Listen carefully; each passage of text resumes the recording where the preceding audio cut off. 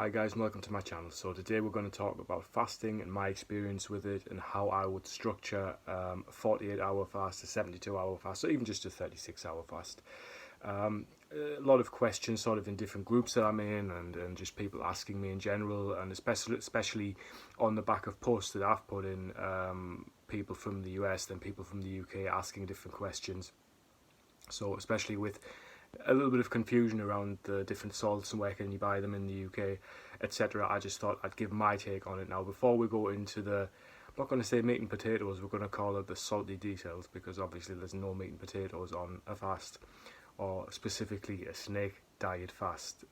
So again, big shout out to Cole, who's the, let's say the genius and the guy with the talent of researching every last detail, to save us the time, which, you know, I feel a lot of people aren't really taking advantage of, because he's got a lot of information out there. And I've actually watched hours and hours and hours and hours of him throughout this lockdown, so I feel people just putting questions in what's snake juice, etc. is a little bit on the iffy side. But again, this is my account, so don't take this as gospel. And again, as Cole would say, consult your local doctor. But anyway, so the way I would do it is I go to, and this is for you UK guys, B&M Bargains, pink Himalayan sea salt, Sainsbury's, Saxa low salt, solo. So these are just the ingredients that you would need from a perspective of covering sodium and potassium. Now, while there we go, that's actually something that wasn't scripted for the video, but I also have these magnesium capsules which I put in, but I open the capsules and actually put it in.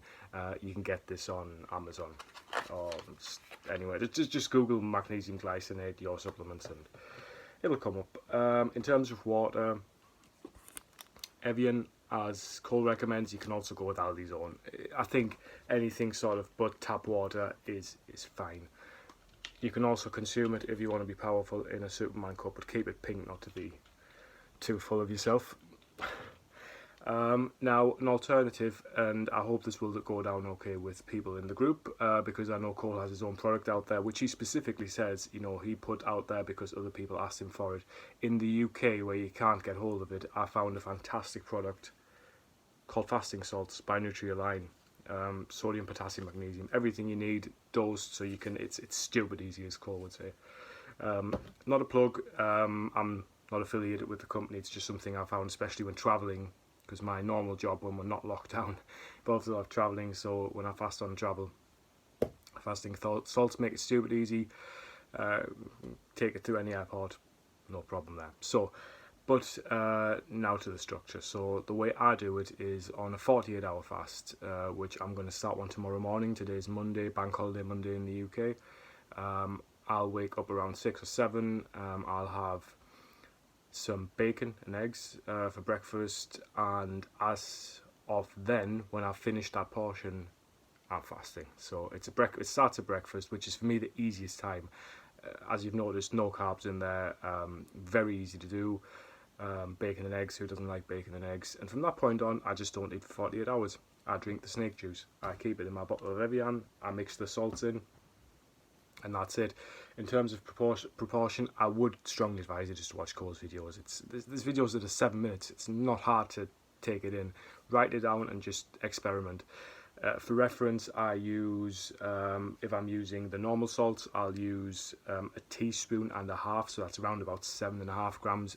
Just measure that on scales. You can get scales at Tesco, Sainsbury's, Asda, Aldi, whatever. It's not hard. I know we don't use the teaspoon measure as such in the UK, but it's easy. Trust me. Once you get going, you get going. Don't down the snake juice either.